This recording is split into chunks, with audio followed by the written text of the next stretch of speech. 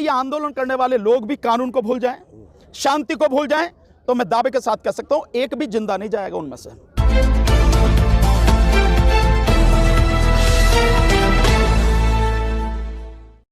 कि जिस तरह से जियो आया और जिस तरह से जो सरकारी संस्थाएं थी BSNL वो खत्म कर दी गई थी, तो क्या लगता है कि MSP निर्धारित होने के बाद जो सरकारी मंडियां हैं वो खत्म नहीं हो जाएंगी? नहीं, केवल MSP निर्धारित की जो बात कर रहे हो, अगर MSP कानून भी बन जाए और ये कानून जो तीनों कानून हैं ये बने रहते हैं तो MSP किसी किसान को नहीं मिलेगी। MSP का कोई मतलब नहीं है जी। मतलब तभी है कि तीनों कानून वापस हों और उसके बाद MSP कानून बने। और MSP भी वो नहीं जो आज दी जा रही है। आज जो MSP दी जा रही है इससे 1.5 गुना MSP, क्योंकि स्वामीनाथन कमीशन के हिसाब से 1.5 गुना MSP जो है वो आज के हिसाब से 1.5 गुना बनेगी, वो बनती है MSP। उसको कानूनी बनाया जाए। साथ में वो 23 फसलों पर जो घोषणा की जाती है दी भी वो 23 ही फसलों पर जानी चाहिए, यानी 23 फसलें MSP पे खरीदी जानी चाहिए। अभी क्या है, मात्र 1.5 करोड़ के लगभग किसान जो हैं वो MSP का लाभ ले रहे हैं, यानी उसमें से जो गेहूं बेचते हैं और जो धान बेचते हैं केवल उनको, यानी 6% किसानों को उसका लाभ मिल रहा है। हमारी जो डिमांड है वो बहुत सीधी सी है, MSP न केवल कानून बने बल्कि सभी 23 फसलों पर मिले। सरकार खरीदे या जो भी खरीदे MSP से कम पे ना खरीदे, अगर कोई भी खरीदे तो उसकी कम से कम 7 साल की सजा होनी चाहिए। जी, क्या लगता है कि जिस तरह से हमारे किसान भाई अपनी एक फसल उगाकर जिस तरह से बैरिकेडिंग की गई थी किलो के माध्यम से, या जो सीमेंट की दीवारें खड़ी की थी सरकार की तरफ, किसान भाई बात को देखा कि पुलिस के द्वारा वो जो खेती वहाँ पर एक तरह से जो फूलों की खेती की गई थी उसको भी उखाड़ कर फेंक दिया, तो क्या लगता है इस सरकार को? नहीं, ये तो आप देखेंगे कि जो सरकार जिस तरह से किसानों को उजाड़ने पर लगी हुई है, अगर लगे हुए फूलों को जिनको किसानों ने लगाया उन्हें उजाड़ देते हैं तो ये उसी का प्रतिबिंब है कि न केवल सरकार बल्कि सरकार में शामिल जितने भी शासन प्रशासन के लोग हैं उनके अंदर भी किसानों के प्रति इतनी नफरत है कि अगर उन्होंने फूल वहां पर लगाए हैं, फूल वहां पर उगाए हैं, उन्हें भी मसल दे रहे हैं। आप इसी से अंदाजा लगा दे सकते हैं कि सरकार कितनी क्रूर है, कितनी कठोर है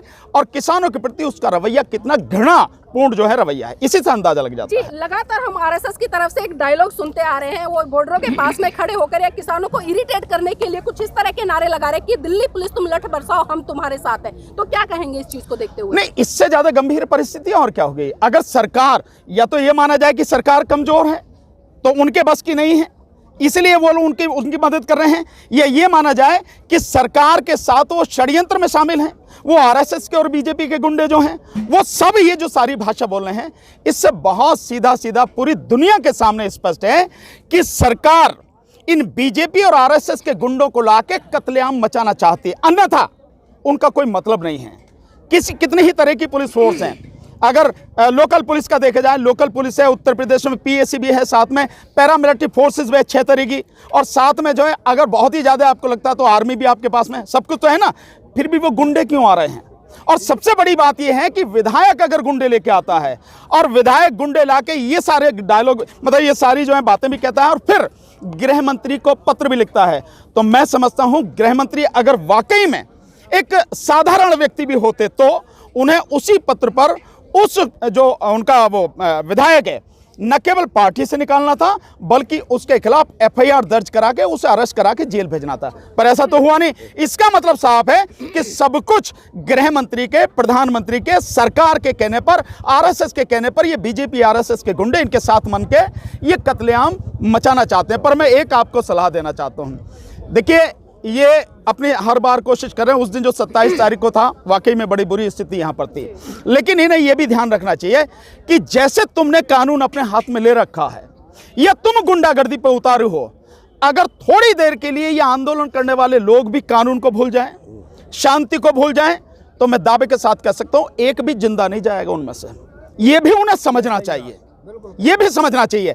तो ये कत्लेआम मचाने की जो साजिश है और फिर लाशों पर राजनीति, क्योंकि BJP हमेशा से लाशों पर राजनीति करती रही है, चाहे वो गोधरा रहा हो, चाहे उसके बाद में गुजरात दंगे रहे हों, और चाहे उसके बाद में आपने देखा हो सब इन्हीं के राज में हुआ था, जो कारगिल वगैरह हुआ था इन्हीं की करतूतें थी, और उसके बाद में जो उससे पहले भी जो 92 में बाबरी मस्जिद तोड़ के जो बॉम्बे में इन्होंने सब कुछ किया, और फिर जो पुलवामा है, अब तो साफ ही हो गया कि पुलवामा सब इन्हीं का कराया हुआ है भाई।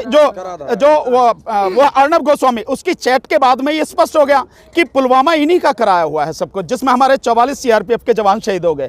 तो इससे भी आगे और आ जाओ तो लद्दाख में जो 20 हमारे जवान शहीद हुए वो सब इनकी करतूतें हैं। ये जो बाढ़ लगा रखी है ये वहाँ लगाओ ना जाके, अगर वहाँ लगाते तो शायद ऐसी स्थिति नहीं होती, लेकिन वहाँ नहीं लगा रहे हैं आप यहाँ लगा रहे हैं जो शांतिपूर्वक तरीके से किसान आंदोलन कर रहे हैं, जिसका उन्हें अधिकार है, जिसका सुप्रीम कोर्ट भी ढोल बजाकर बार बार कह रही है कि किसानों को आंदोलन करने का अधिकार है। जो रिहाना पॉप सिंगर है और हॉलीवुड की, उन्होंने ट्वीट किया और यहाँ खिलाफ FIR दर्ज की दिल्ली पुलिस में, और देखिए दिल्ली पुलिस ने रिपोर्ट भी लिख ली है। क्या सम्मान लेकर ये वहाँ जाएंगे? जैसा उनका गृह मंत्री, देखो मैं आप समझो जी भाई, जैसा उनका गृह मंत्री है वैसी उनकी अकल है दिल्ली पुलिस की, इससे ज्यादा तो हो नहीं सकती है। ये है सिद्ध। आप देखिए, आप उन पर FIR कर रहे हो, आप कह रहे हो कि उनका आपके देश में हस्तक्षेप है।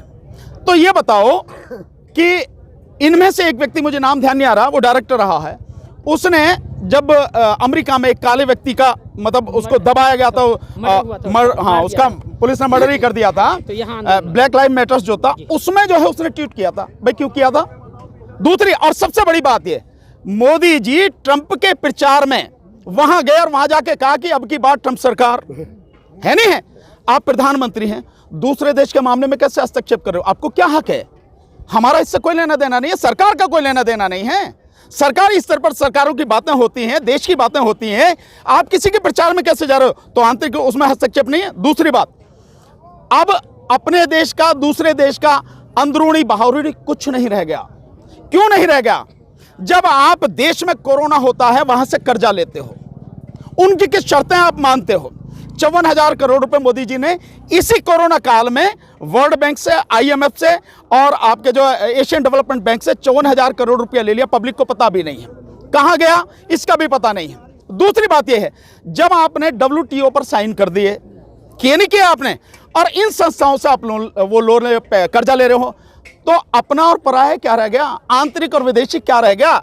दूसरी बात, अब इससे बड़ी बात, अगर आपको लगता है कि बाहर का कोई व्यक्ति बोलता है और आपके आंतरिक मामले में हस्तक्षेप है, तो मोदी जी और सारी सरकार और जिनके जितने भी पालतू जो है ना, वो अंधभक्त हैं और ये IT सेल के कीड़े हैं तनखैया, ये इस बात का जवाब दें, जब कश्मीर में अनुच्छेद 370 और 35 से तुमने हटाया था, तो मोदी सरकार लेकर आई थी यूरोपियन यूनियन के 25 MPओं को। वो तुम्हारे दामाद लगते थे जो उन्हें लेकर आए थे। क्या वो अपने आंतरिक मामले में हस्तक्षेप नहीं था?